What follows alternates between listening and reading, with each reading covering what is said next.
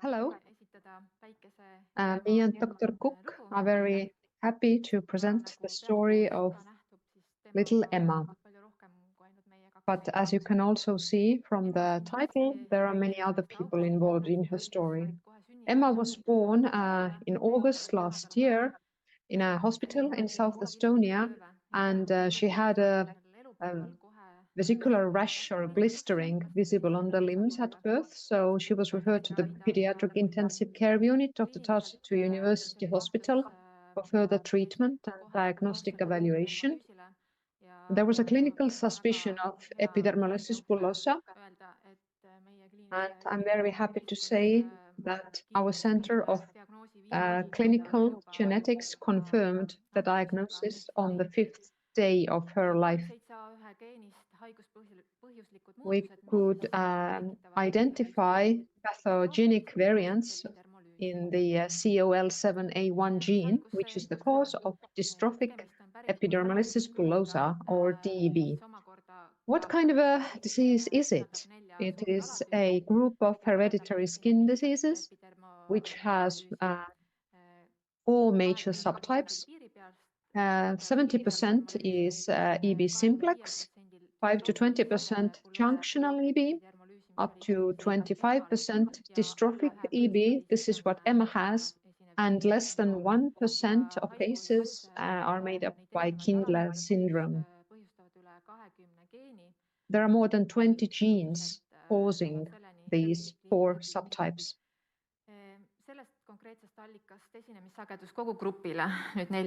The prevalence for all the 4 subtypes is 1 per 17,000 live births, but we could say on average that the incidence is about 1 per 50,000 live births. The prevalence is about 500,000 patients worldwide, and in the last 35 years, there have been 5 severe cases of EB diagnosed in Estonia. 2 of these patients have unfortunately passed. Emma is one of these 5 cases. Also, this is a slide prepared by Dr. Lehtmets, and I use it on her permission. She has shown skin as a stone wall, so you can see where this disease takes place. So when it's a simple subtype, you can see that the genes affect the upper layer of the skin, so the wounds aren't as severe. But when we have the more severe subtype, then the genes affect skin on a deeper level. There is only one gene related to EB, and what this does is that it breaks the connection between derma and epidermis. According to Orphanet, the prevalence of autosomal recessive dystrophic epidermolysis bullosa is about 1 to 9 per 1 million live births. As I told you before, it's one gene responsible for this disease. It's COL7A1.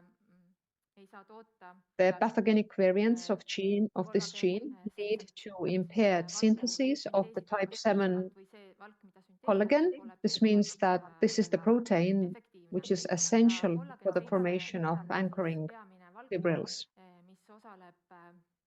ankurfibrillide moodustumisel ja kui nüüd viia pilt üle selliseks AI pildiks, et aru. Here we have some photos made or some pictures made by AI to give you a better idea of how this disease affects the skin. Anchoring fibrils keep the skin together, the upper and the middle layer of the skin. Now, when the ship is the upper layer of the skin, and the anchor is detached from the ship, then the ship just trails away. The same happens in the skin.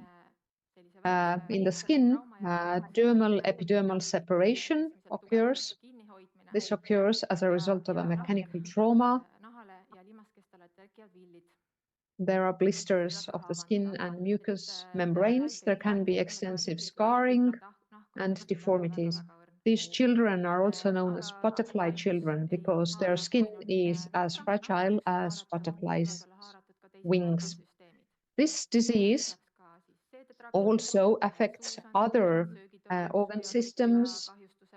There are blisters in the mouth, in the gastrointestinal tract, also different absorption issues in the intestines, also different issues with eyes and cornea.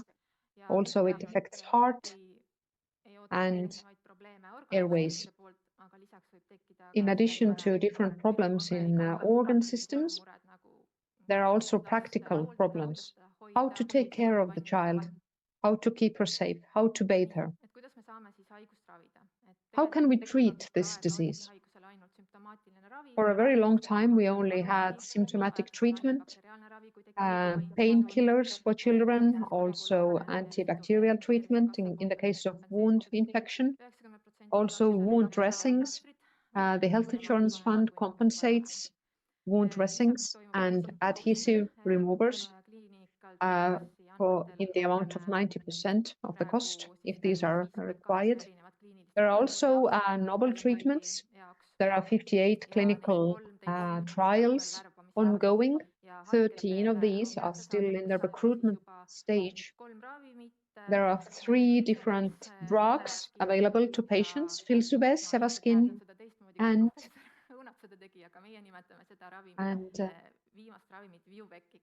Vyjuvek. I don't know what the correct pronunciation is, but this is how we call it. This is a topical treatment. It's applied directly to the affected areas of the skin. And the drug has the normal copies of this affected gene. These are delivered into the skin cells by a viral vector. The gene doesn't permanently integrate into the patient's genome. This means that the treatment has to be ongoing. Based on the delivered DNA, the cells synthesize the type 7 collagen protein, and this is what anchors the cells. This means that we can connect the different layers of skin. The skin becomes stronger. There are fewer blisters and wounds. A clinical drug trial has also shown that this treatment works. They compared different patients. They applied treatment to one wound and didn't on the other, and we could see that the wounds improved a lot better with the treatment, and the skin stayed healthy for a longer period. We could see the effect in 3 months already. So how did we receive the medicine? So on the child's 5th day of life, we found out that she had a gene defect. We also knew that there was gene therapy available. This had been registered in the US in 2023, in Europe in 2025. On the 6th day of life, Dr. Lehtmets from Tallinn contacted the Tartu University Hospital Children's Foundation to report the urgent need for the medication. We also contacted the manufacturer. The family also consulted the clinical geneticist and dermatologist, and they discussed the possible treatment. On the same day, the medical board also decided that this medicine is indicated to this patient. On the 11th day, we received a positive response from the foundation. They started funding the treatment, and this meant that the medicine reached the pharmacy of our university hospital on the child's 20th day of life, and we could start the treatment on the child's 24th day of life. The aim of the treatment was to achieve healing of chronic and deep wounds. Now we can use it only on the skin. It's contraindicated for use of mucous membranes in the eyes at the time. So far, the treatment has been ongoing for 23 weeks. Initially, she was at hospital.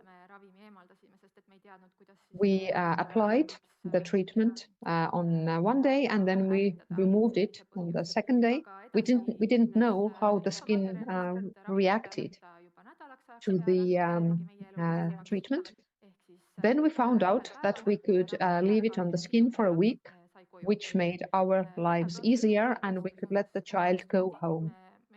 One procedure lasts for about 2 hours. There are 5 medical professionals plus the mother carrying out the procedure. Here you can see Emma in the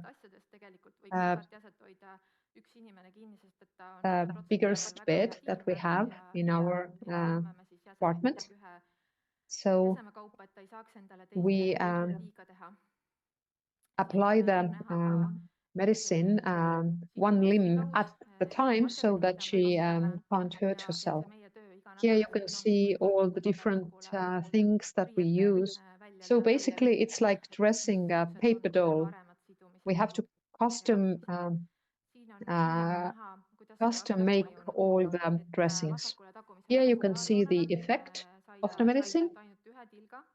In the left posterior axillary line, we only applied 1 drop. And here you can see her photo from week 8. And now, on week 23, her shoulder is still doing fine.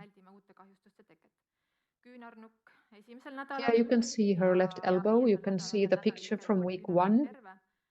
By week 5, her elbow was fine. There was things went worse temporarily on week 22, but we managed to improve the situation. Here you can see her chest. This was an injury that she caused herself. She was rubbing her hand on her chest.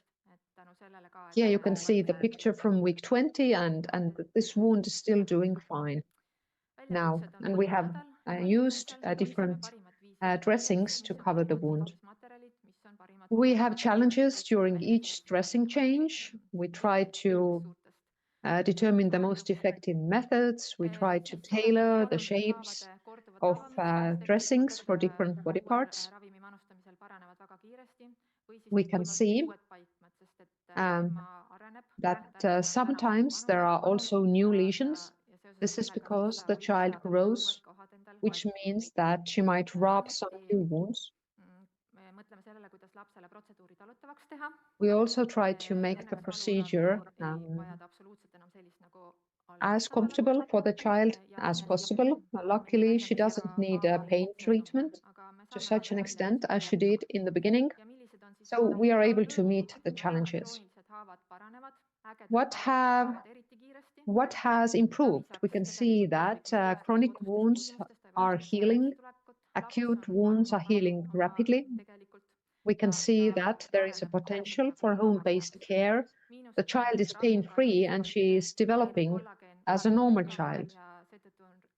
What are the challenges? Well, the treatment is very expensive. The collagen is temporary, which means that this is a lifelong treatment. Here you can see the team that has been helping Emma so far. And I'm sure that this list will be longer in the future. I would like to thank my colleagues from my department who help Emma on a daily basis. I'd like to thank Emma's parents who dress the wounds at home and share their findings. Also, there is one family with a similar child who moved abroad. She is also giving advice to Emma's parents, sending her different suggestions for wound dressings and clothing.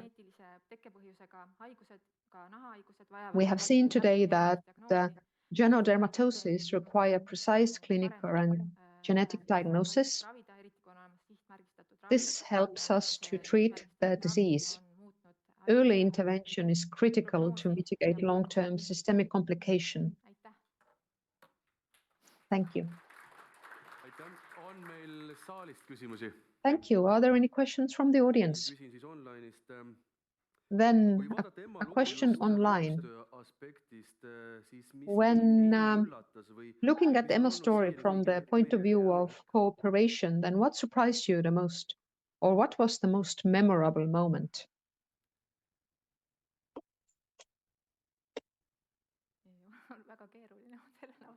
It's a very complicated question. How long has the treatment been ongoing? For 23 weeks so far. So can you remember something special throughout these 23 weeks? I have been feeling grateful throughout this time. Our team has been doing a wonderful job, and not only our team, but people who support Emma. And another online question. What do you feel as a doctor when you treat a patient with a very expensive medicine? I feel huge responsibility. Thank you to Dr. Mari-Anne Valls from the Tartu University Hospital.